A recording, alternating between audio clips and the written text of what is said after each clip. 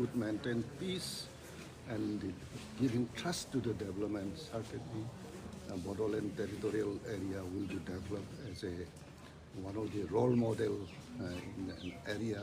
Once it was disturbed, now it comes to the normalcy and moving towards the development.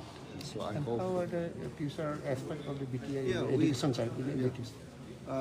BTR, I think at the moment they are doing very hard, and also they are trying to formulate for future growth, and perhaps they are also planning to motivate the younger generation to come to the right direction with a positive attitude and participate to all the available facilities to achieve their own goal and to reconstruct the region as well as the country. I hope future is very bright and BTC will certainly pursue on that matters.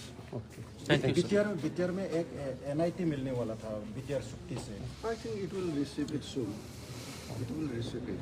Our CB is there. We will certainly pursue the matter and deliver to the people for the betterment of the people.